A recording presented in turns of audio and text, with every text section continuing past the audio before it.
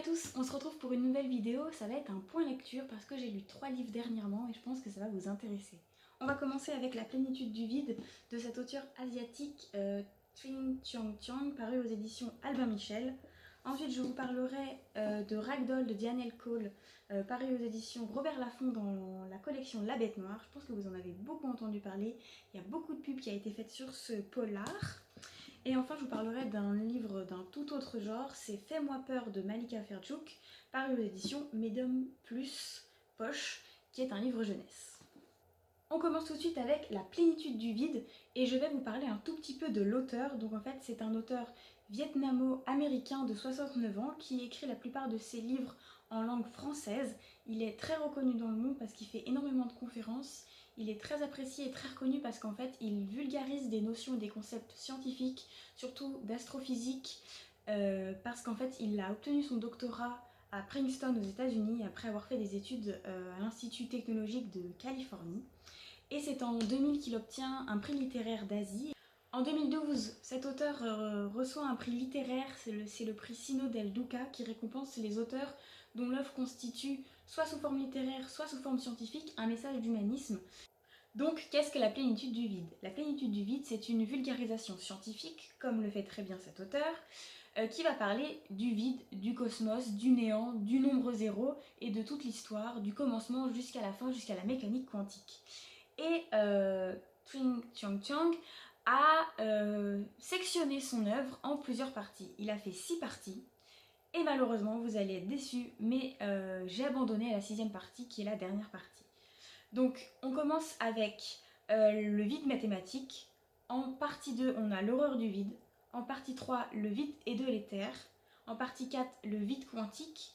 Partie 5, l'univers naît du vide. Et partie 6, le Tao du vide. Et c'est là, à partir de la partie 6, où je ne pourrai pas vous en parler parce que je n'ai pas réussi à terminer cette lecture, malgré le fait que j'ai adoré et que les 5 premières parties ont été pour moi presque un coup de cœur. On va dire que le commencement du livre a été un coup de cœur et plus ça s'est intensifié en difficulté et plus j'ai décroché, mais je pense que j'avais atteint mes capacités maximales de compréhension et du coup c'est pour ça.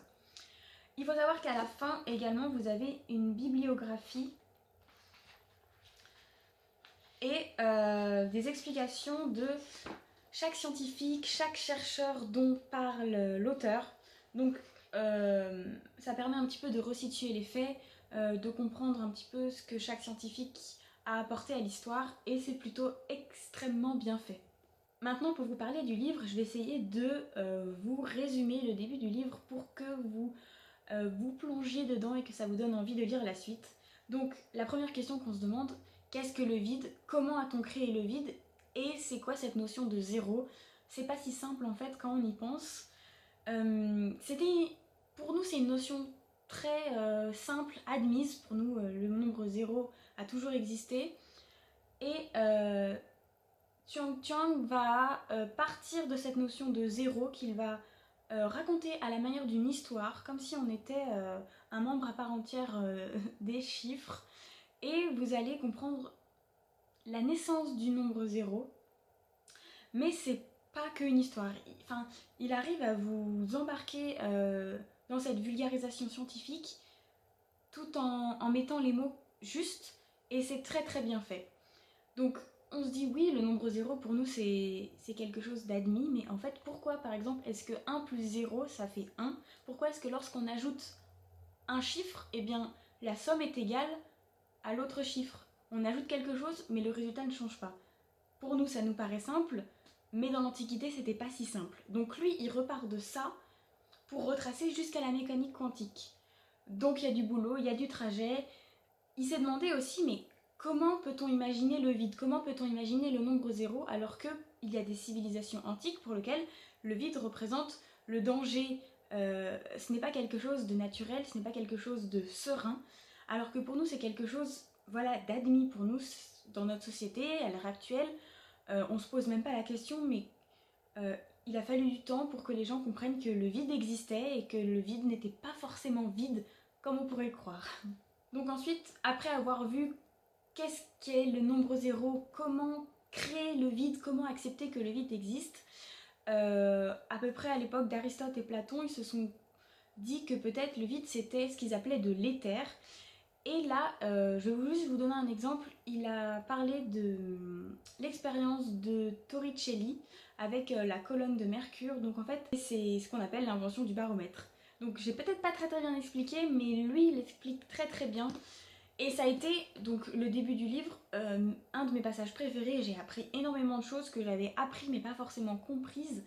Et là, ça m'a beaucoup plu parce qu'il a su mettre les mots, il y avait des illustrations. Et comme c'était très longiligne, très fluide, et bien j'ai bien pu suivre l'histoire.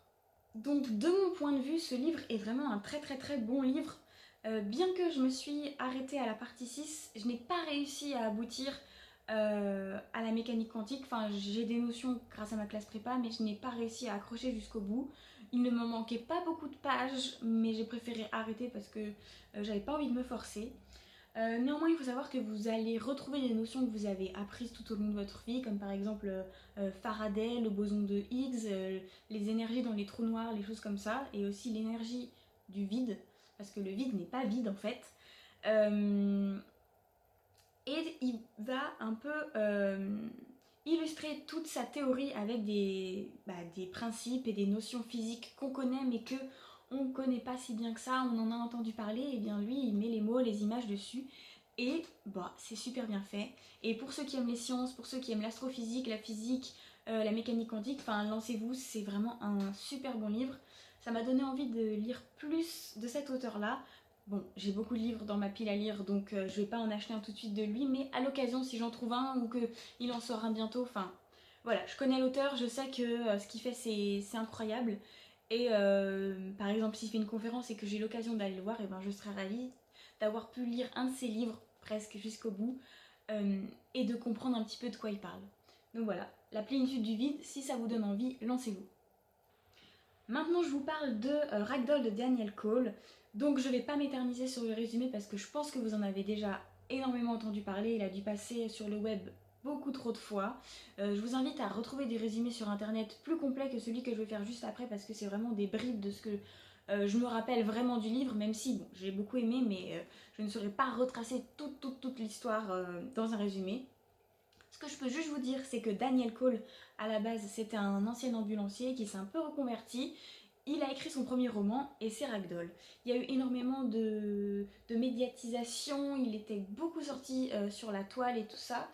Donc il y a beaucoup de gens en fait qui ont été déçus par ce livre parce qu'ils s'attendaient à quelque chose d'énormissime. Et en fait c'est un très bon polar, mais ce n'est pas pour moi un chef-d'œuvre oufissime. C'est un très bon livre. Je pense qu'il ferait un excellent film, mais ce n'est pas le livre du siècle, de l'année, même s'il est très bon. Je sais pas si vous comprenez ce que je veux dire, mais par rapport aux attentes qu'avaient les lecteurs, il a été un petit peu en dessous. Même si c'est un bon livre, on a fait comme si ça allait être le best-seller de l'année, et du coup les gens ont été un peu mitigés face à l'histoire. Bien que l'histoire est très cool, on va retrouver un inspecteur qui s'appelle Fox, qui est surnommé Wolf, et il est en binôme avec une autre inspectrice, Baxter, et ils vont découvrir un corps, enfin donc ragdoll ça veut dire poupée rafistolée quoi, et en fait cette personne, ce corps est composé de 6 personnes, donc il va y avoir la tête de quelqu'un, les bras de quelqu'un, le buste de quelqu'un, les jambes de quelqu'un, et ils vont chercher à retrouver à qui appartiennent les membres et qui est le tueur quoi. Et ce qui m'a beaucoup plu, c'est que l'histoire n'est pas très simple. Enfin, ce que je veux dire, c'est qu'il y a plein de petits rebondissements. Enfin voilà, c'est un bon polar. La fin m'a surprise. J'ai trouvé qu'elle était un petit peu rapide, il me semble. Mais j'ai beaucoup aimé. J'ai trouvé que c'était un bon polar. Et voilà, comme j'ai dit, un film serait vraiment cool dessus. Et le dernier livre dont je voudrais vous parler, c'est Fais-moi peur de Malika Ferjouk.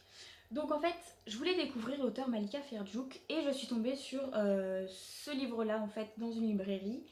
Je me suis bien rendu compte que c'était un livre jeunesse, mais j'avais quand même envie de découvrir parce que Malika Ferjouk écrit pour la jeunesse principalement. Elle écrit aussi sous un pseudonyme des romans pour adultes, mais c'était dans cette collection-là que je voulais la découvrir parce qu'elle a écrit d'autres livres qui m'intéressent. Je les avais pas sur moi, sous la main dans la librairie, donc j'ai pris celui-là. C'est aussi un genre de petit policier thriller, mais pour jeunesse. Malika Ferjouk, c'est une Algérienne qui est arrivée en France. Elle a fait toutes ses études en fait, elle a toujours été en France, elle a étudié à l'université, elle a fait un master en cinéma, elle a écrit des scénarios pour des films, mais elle écrit aussi de la jeunesse. Et je voulais la découvrir parce qu'on en entend énormément parler. Et c'est vrai qu'après lecture, j'ai trouvé sa plume très douce, bien que ce soit un peu un roman policier. J'ai beaucoup aimé sa plume et j'en relirai d'autres à l'occasion, si j'ai l'occasion, de lire un Malika Ferjouk.